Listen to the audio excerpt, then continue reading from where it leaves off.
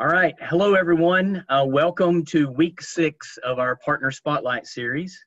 I got to admit, I'm having a great time interviewing our partners. This is so much fun. And quite frankly, it's a lot of education, and I'm getting educated on what our partners are doing, specifically around supply chain solutions and how they're dealing with their customers during this pandemic. Over the last 5 weeks, we've heard from various partners. We shifted gears and got a perspective from academia, and then we went back shifted gears again back to a technology partner. And then this week, we're going to shift gears one more time, and we're going to talk to an SI partner called Inspirage. And Inspirage is going to talk to us about implementing this technology that we've heard about. And we know that, just if you've ever implemented technology, like a TMS, a WMS, supply chain planning applications, or whatever the case may be, you understand that implementations can have their challenges just in a normal time. But imagine trying to implement technology during a pandemic. So today we're going to talk about that. And it's my honor to have my good friend Bob Hart from Inspirage. Bob's the Senior Vice President of Logistics Management at Inspirage. And Bob, welcome to the Partner Spotlight series. Oh, thank you, Thomas. I'm very happy to be here and great to see you as always as well. Yeah, great to see you. And just a reminder for everyone, we are live. We're live on LinkedIn Live, we're on Zoom Live. So we encourage you to put your questions and your comments out there. And Bob will take your questions. We do have people moderating to make sure that we can get to your questions. And then if there's something we can't get to, we'll make sure to get that to Bob, and we'll get you an answer for sure offline. So with that said, Bob, the first thing I normally do with people that I bring on, my guests, is I talk about either something that we have in common or how I know you. For our audience, I've known Bob for 20 years because we started at a company called G-Log. And which is now Oracle Transportation Management. And Bob, it's been cool to know you because we've known each other since the 6th grade for 20 years. I like that, Thomas. I like that. Yeah. People can figure out our real age here. That's true. Yeah, but I dug into the archives. And I found something just to show you, an old G-Log memorabilia. And I don't know, you may have one of those as well. And Thomas, we both have these on our desks without even looking. Isn't that crazy? That is so cool. That is so cool. I actually found a picture today, too, that we were all in for some time. It was called a sales and marketing training. I have it right. If I turn my laptop around, it's right in front of me. I look at it all the time. Sales and marketing workshop from June of 2000. Yeah, up in Shelton. Yes. Yeah, I could embarrass you by turning around and showing you everybody 20 years ago. Awesome. Yeah. So small world. The other thing Bob and I have in common, we're big Red Sox fans. We are. And then my son, I'm not as much. My son's a big Patriots fan. Bob's a big Patriots fan. And the one thing that I remember, Bob was so happy for me because I got to take my son Connor to a Patriots game at Gillette Stadium. That's right. Giving Bob a picture of that. So yeah, it was very, very cool. Very cool. Yep. Yeah. Is he still a Patriots fan now? Yeah, he is. Absolutely. You stuck with him. Awesome. Yeah. Awesome. I was going to ask you the same. I have. I'm all in on camp. All in on camp. Yeah, definitely. Right. Definitely. Cool. Okay. So got all that out of the way. Bob and I have known each other. Bob has been in supply chain for a long time. In various roles, a lot in delivery. And so that's why we wanted to get Bob to come on today to talk about specifically, implementing these type of solutions. And then the big key was, where we are today in a pandemic, and just hear about the challenges, but also hear about the opportunities that Inspirage was able to create for their customers. So, Bob, are you ready to go to the hot seat and answer some questions? I'm ready to go. Let's do it. All right, cool. Here we go. So the first question I always want to know is, how did you get started in the supply chain space? Well, it was a little similar to you. So we rewind to one of your earlier talks with Mary Holcomb, right? So my background, I was in college, not sure what to major in. I went and met with my academic advisor. This was my fall of my junior year. And I was majoring in marketing at the time. And he's like, you know what? If you're just going to keep your major at marketing, it's too narrow. All you're going to do is shine shoes, he told me. And you got to figure out something else to do. And he kind of sent me away, right? And so I was walking back to where I lived. I'm like, I don't know if I'm finance or accounting. What am I going to do? So there's a guy in my building down the hall, and he was also from Boston. We'll tie it back to Boston. A guy named Tom McDougall. And I talked to Tom, like, Tom, what am I supposed to do when I got major in? And he's like, you know something? What with the big digs going on in Boston, go switch to logistics, and we'll go back and we'll hold shovels. And we'll graduate, we'll just stand around holding shovels, and that's what we'll do.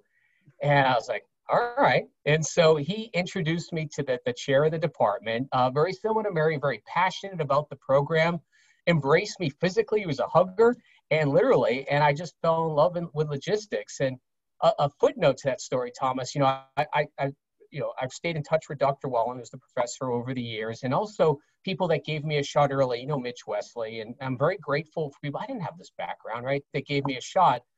But I lost track of Thomas McDougall. And before this, I was like, well, where's he at, right? So I looked him up via LinkedIn, kind of give a plug for LinkedIn. And he's out in Los Angeles. And he started at Disney right out of school.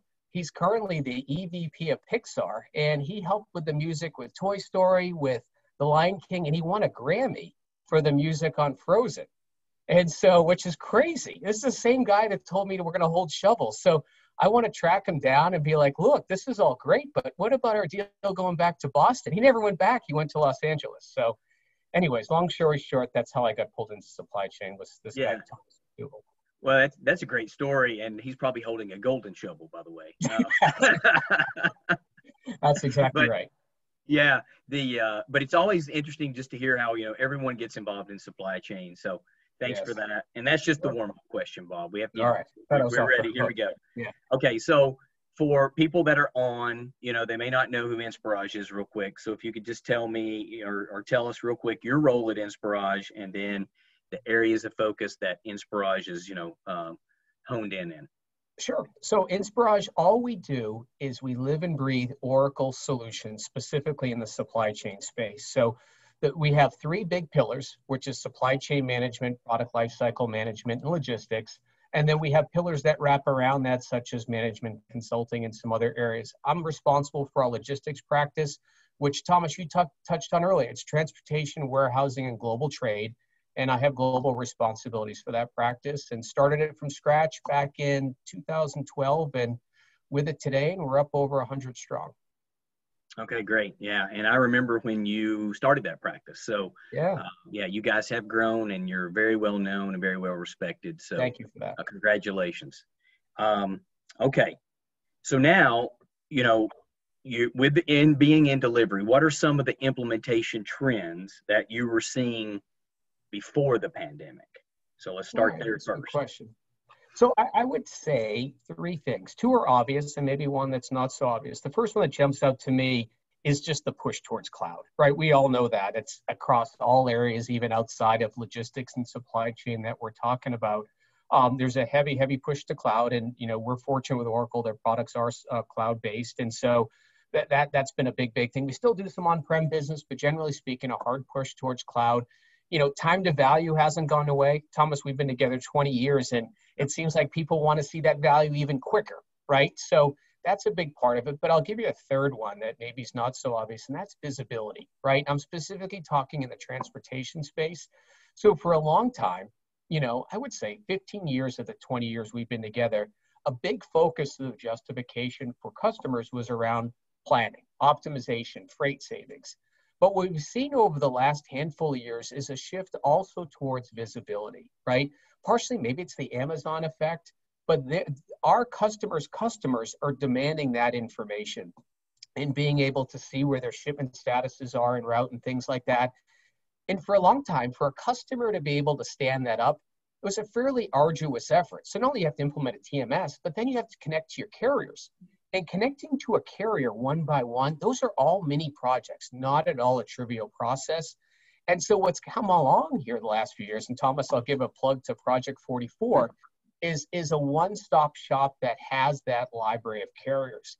And the nice thing with you guys, it's not just about shipment visibility, it's end-to-end life cycle. So now when we're with a customer that needs that visibility, which is pretty much all of them these days, it's a one-stop shop to connect, well, in our case, Oracle Transportation Management to Project 44.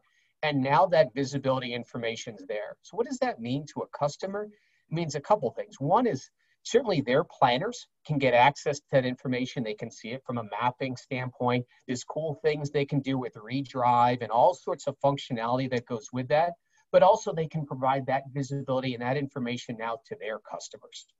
And then beyond that, you can report off of it and things like that. So what we've done as a company, we've invested heavily in integrating with Project 44 and hooking that into OTM, because we're really seeing that really on almost every opportunity right now. That is a big, big reason why folks are going after a TMS. Great, and appreciate the plug. Thank you. Sure, And that's true. And yes, we do have a great partnership, and we appreciate all the work that you guys put into that, and just the fact that we got joint customers, so it's great. So thank you. Yeah. Yep. I'm gonna pause for a second. I'm gonna check the questions and comments. Go ahead. I know we've got one coming in off of Zoom Live, so I'm gonna check that one in just a second. Let me just look on LinkedIn Live here real fast. Okay, and then on Zoom Live, it looks like we've got. Okay, Bob, have you seen visibility projects or inquiries increase more since the beginning of the pandemic? So I'm going to preempt another question I'm going to ask you, but maybe we can just take this one real quick. The short answer is yes. Somebody actually told me from the Oracle side, and they said it really succinctly, is visibility now sells, right? And it's supply chain, everything's been turned on its ear as a result of the pandemic, and customers so much more so need to know where their stuff is in process. So yes, the momentum is even stronger in that area since the pandemic. Absolutely yes, and we're seeing that in really all of our sales cycles. And that's well, for us that's great, and I think for the ecosystem it's great because people are understanding the importance of visibility. So thanks for answering that. Okay, so the next question I had for you, going back into talking about implementation, and we said before the pandemic. Now let's go fast forward and get into what's going on now, during the pandemic. So the pandemic came along. What impact did that have on supply chain projects for you guys? Well, from our perspective, I think so it hit a few areas. One is that, supply chain sort of became mainstream. I'll pick on my mom for a second. She's not on this, so I can talk about her. But if I told my mom, watch it, Bob. Be careful. That's true. My mom doesn't know what supply chain really is, right, before the pandemic. But what happened in the pandemic? You couldn't go to the supermarket without thinking of the supply chain. With all the shortages, it was on the news, right? So all of a sudden, this thing that was always, what exactly do you do? Everybody was aware of it and the importance of it. So that was a pretty big pivot. Thomas, for you and I've known you, as we've said now, for 20 years.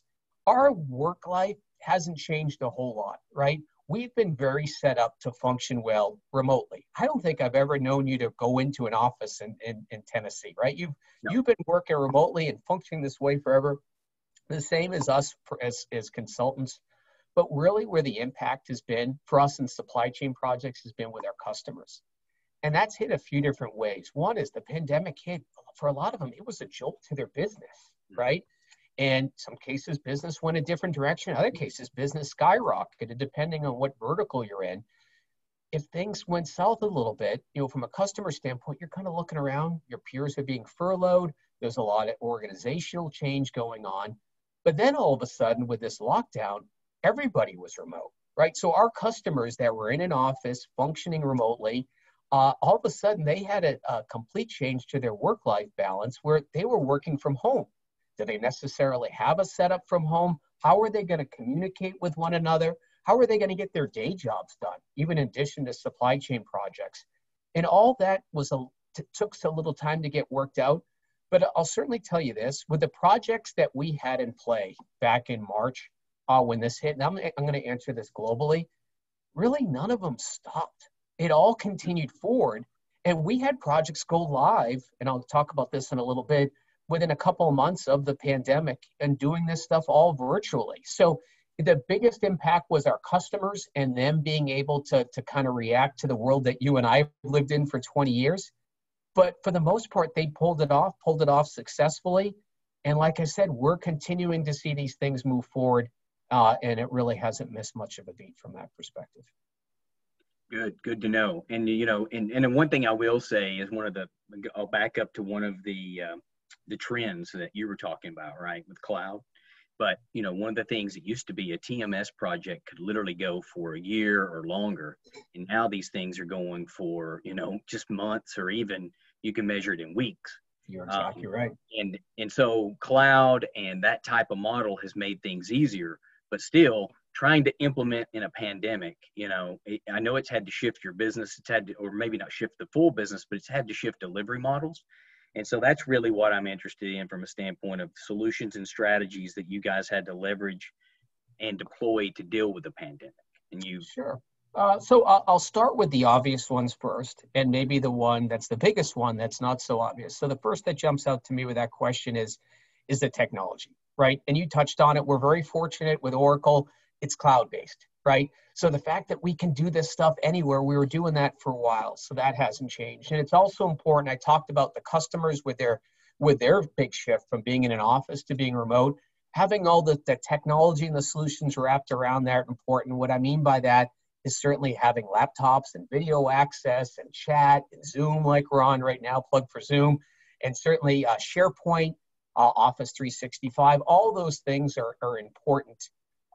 Fundamentally, how you implement a logistics software solution, even in a pandemic, the steps you follow haven't changed. Now, what we have seen, and this would be a totally different topic, shifted over the years, is much more of an agile-based approach, especially larger transformational projects. We started seeing that even before the pandemic. There's really been a push in that area. But the thing that's changed most when you think about implementing software in a pandemic, it's working with people, right? So one of the first things we'd always say at the start of a project, pre-pandemic, we'd sit down with the customer, we have that pre-project checklist, and we say, hey, you know what? We need a war room. We need a war room where that team all sits and works together collaboratively, not just Inspirage, but Inspirage and the customer, whether it's Project 44, whatever the third parties are involved, we all got to be together in a room. Well, certainly that's what went away with the pandemic, right? I mean, now we're all virtual. So how do we deal with that, right? So I'll talk first about maybe with projects that are in play. This pandemic hit in March. We had a number of projects in play. How do we deal with that? Well, the reason we want the war room, the biggest reason, is that quick collaboration, right? You can raise your hand, you can walk over, talk to somebody, just talk over your laptop. And so what we quickly adapted is this concept of a virtual hallway, right? So what we'll do as a team is we'll get into a session, just Thomas, like we're in right now, and we'll all work collaboratively. The customer has questions or issues, just hop on. So half day, whatever it is, when we're working with ourselves, is we'll work as a team like this, and people can hop in and out very easily. And we found that just something simple like that works well. Video is super important, right? Certainly with video, you're ensuring that you're getting somebody's undivided attention. I can't multitask or anything when I'm talking to you on video, right? You can see it. There's also those nonverbal cues, right? So if we're going through a design session, design with these things, it's complex, right? Are people getting what we're saying? Are they not getting? And you can see that based on the verbal, the video and the interaction that you're getting there. You want to be much more conscious of inviting folks to meetings and participation, because it gets too big, it gets too long, you just start losing people. It's one thing to have people in a conference room for a half a day. It's another thing to have people on video like this for a half a day, right? Yeah. So this is going to get a little kindergarten-like, but you got to do some fun things to liven it up. One is just to take breaks in the process. We've seen some of our customers, and these are large, transformational customers.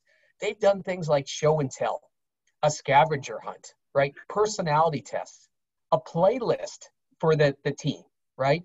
Things like that, because what's important, Thomas, is when the pandemic hit, when a project's in play, we know each other, right? So if we're going to start working remotely, it's fine, because we've already built up that trust and relationship. We know how each other works.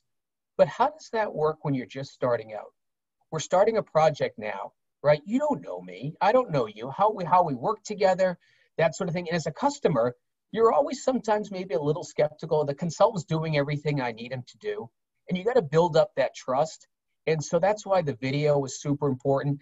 Maybe taking those fun things that I said they're a little silly, putting them on the front end of the project, just so you can get to know one another a little bit, right?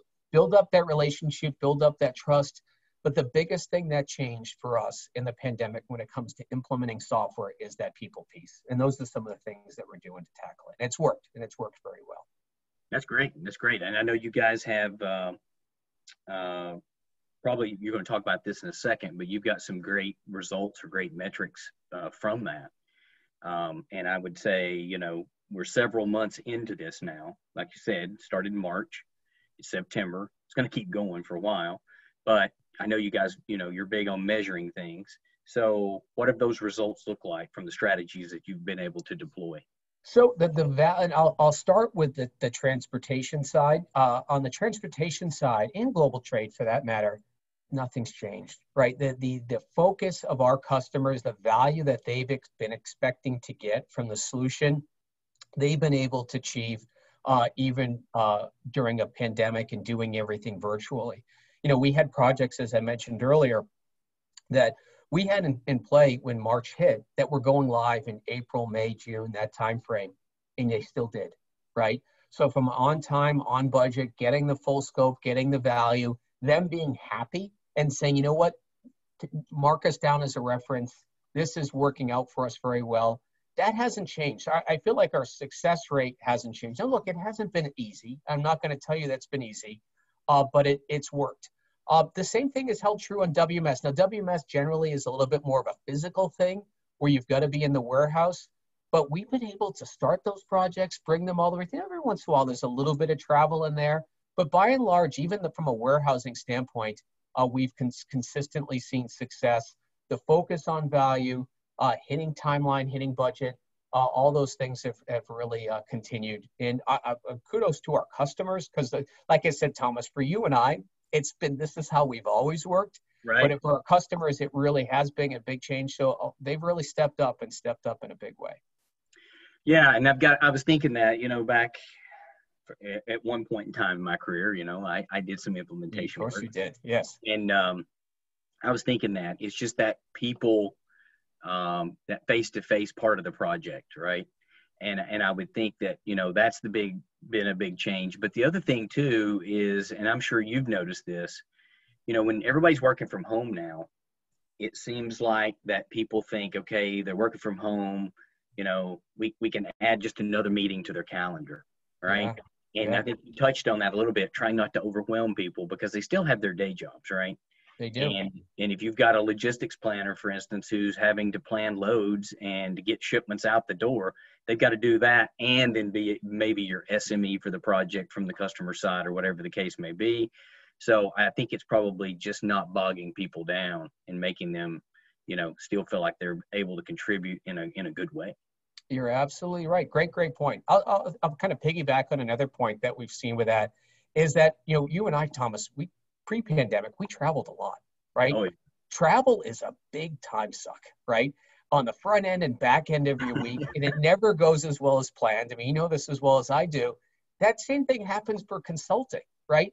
And what that does is that takes time away for the project. So, you know, one of the positives to all this sort of thing is one, travel is off the table, right? So there's a cost savings for our customers, which is super important. There's also more accessibility, all right, if I'm pronouncing that correctly, for the entire team. Because even before the pandemic, you know, customers started working remotely. They had folks in different offices, that sort of thing, and they were all traveling. So as a team, the team collectively is more available together more hours of the day without the travel piece. And that certainly helped from a cost savings, but also from a time saving standpoint. Yeah, and I've got to think though, you know, but when you have the go live celebration, you know, we got to figure out a way not to have that virtual. So there's got to be I mean, obviously you're doing it, but there's got to be a point in time where everybody gets together, hopefully. So. And you're totally right. And that is super important to celebrate. You want to celebrate success. Everybody puts a ton of hours and time in. So we've put some of those on hold, but we haven't forgotten about them. And when the time is right and everybody feels good about it, that's absolutely going to happen. But we've done the best we can to sort of celebrate stuff virtually along the way. Yeah, and I think that, you guys, kudos to you guys for being able to do this, because I saw, you had something out, maybe it's on LinkedIn or somewhere else. I saw a note, but you guys took a client live in a specific industry. I think it was in CPG or food and bev or something of that nature, and you did it completely virtual. And and I think it had integration work with, I think it was EBS, and it's an OTM client, and it's just that's a big undertaking to do something completely virtual. And I think people that are on here, that, like I said, if you've implemented software before, you understand that that's a huge thing. So congratulations on that. One of the big challenge with that is just the hand holding with the users, right? Is that the best thing you could do is sit side by side with the users, right? Especially the super users, get them comfortable, that sort of thing. So, but we did it, right? We did a lot of video, a lot of Zoom meetings, a lot of sessions to really make sure we didn't lose that.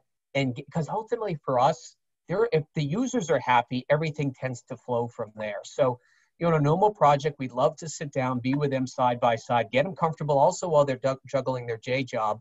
But we put things in place, just like I talked about, to still bring that comfort level. And that customer that you're talking about, that one wasn't planned to be remote, right? We planned to be on site, have this thing happen. It still happened, and it worked very, very well. And they're happy today, which we're very proud to talk about. Great. And there are times where I'm looking away from Bob because I'm checking the LinkedIn comments. That's all right. I'm not a fan. I'm not ignoring you. Yeah. There's a couple of questions here. It looks like you've already answered those. One was, the biggest hurdle when implementing technology during the pandemic. I think you touched on that. Yep. There was another one. It said, is there anything that you've uncovered and learned in the implementation process during the pandemic that you wouldn't have known otherwise? That we wouldn't have known otherwise. Nothing that jumps out to me. I mean, no, I don't think so. Like I said, the steps in the process haven't changed, right, at all. We're still following the same steps. We're pushing as hard and fast as we can. Like I said, as a result of the pandemic, I think that the travel and things like that have allowed us to spend more time with the customer over video and things like that. But no, nothing from that perspective that jumps out to me. Okay, that's good. And quite frankly, I would argue that, being virtual like we are now, you might be able to get the customer's time better. You're because right. they have to block it for sure. Yes. Because I would say if everybody's in an office, it's easy for somebody to run into someone's office and, oh, can I interrupt you for just a second, and those type of things. You're so correct. it could be a benefit there. One more question. Will you go back to travel on implementations after the pandemic? That's a great question. I've wondered the same. Look, and if I look in a crystal ball, the world is changing so fast. So we'll just talk about 2021. I think the process that we're following now, there's a comfort level now, right? We have new projects starting up, and it's not like this big awkward thing. This is how we work. So the travel was very expensive. It was very time consuming. I think there'll be a parts of that, right? Certainly, Thomas, I love it on the back end, as you mentioned, with the go live celebrations, things like that. Certainly with a warehouse go live and things like that, there may be times of need, but I think generally speaking, when we go forward, it's not going to switch on a dime and we're back traveling heavy again. I think this model that we're following here now will continue because it's proven that it can work, and frankly, it's cheaper, and we're a little bit more nimble as a result. Yeah, and the other thing I'll point out too, you guys obviously are doing new implementations, but you have been around for a long time, so you've got a customer base that are using OTM and global trade management and things of that nature, and you're still having to support those customers as well. That's whether exactly it be right. Upgrades or additional functionality that's been brought on, or or another business unit somebody buys and has to roll it out. So again, I know you guys are busy on that side too, and I just wanted to point that out because that could have its own challenges as well, because it's not a full-on project. You're exactly right. The OTM ecosystem is very, very healthy, right? We saw that just about a couple months ago. They had their virtual conference. It was really well attended. So yes, the community's strong. There's a lot of activity in OTM, not just with net new customers, but customers that are continuing to add stuff on, just as you talked about, whether it's visibility, another line of business, whatever it may be. That's never shut off in 20 years. It's awesome. And the nice thing I'm giving a plug to Oracle, they're investing heavily in these products. I mean, OTM is 20 years old, but they're still pouring a lot of features and functions into it. So there's always folks looking to take advantage of that stuff. Yeah, absolutely. I mean, on week 2, we had Derek Giddos on, and if you're part of the Oracle ecosystem or you're a customer, at some point in time, I guarantee you've talked to Derek. That's the guy, yeah. And Derek is the guy, everybody's always, waiting for him to give a speech at the OTM SIG, whether it's in, India, Amsterdam, or in Philadelphia, because Derek's going to talk about, hey, what's coming new, right? He and Jim Mooney always talk about the differences, and Derek's always talking about, hey, these are the cool new features that we're going to do. I'm now waiting to see when they're going to, embrace and implement and embed TikTok into OTM. That's right, because of Oracle. Yeah. That'll be your new thing. You're going to have a TikTok module, Bob. That's right. Yeah, that whole thing is very interesting where they're going with that. Yeah. And so you kind of touched on this. I had another question that I had wrote down and wanted to ask you about what's the future hold post-pandemic. I think you touched on it a little bit about travel with one of our questions, but is there anything other that you think will pop up, or what you guys, specifically at Inspirage are planning for? Well, I think that, as I touched on before, I think Agile will become much more prominent as a means for implementing solutions of this nature. I think, as I touched on earlier as well, visibility is become really, really hot. And part and parcel of that, things like mobility and things of that nature are also really taking off. But as you mentioned, I mean, Oracle is pouring so much into these products that, think that the footprint will continue to expand here as going forward. So there's always going to be new things that we can tackle and go after with our customers, which is part of what makes this whole thing very exciting. Yeah, absolutely. And I've been around this ecosystem long enough to see the advancements and, to watch what you guys are doing and just the ecosystem. And, it's fascinating to watch. So again, congratulations for the success, Thank you. in the ecosystem, for your customers, the go lives, the ability of what you've been able to do during the pandemic. And, hopefully we'll be out of this at some point. But again, great discussion today. Let me check the comments one more time. Sure. I've learned a lot. Let's see. We're clear on Zoom Live, and looks like we're good on LinkedIn Live. So, folks, next week we bring another partner on for the spotlight of week 7, and hope you can join in, and you can go to our landing page and you can see all the information associated to that. But Bob, Inspirage team, thank you for joining us. Thanks, week 6 has been great. And, again, thanks for just making time out of your busy schedule. Yeah, it was great. It was good to see you as well, Thomas. Yeah, thanks so much. You take care. All right. See you, Bob. Bye-bye.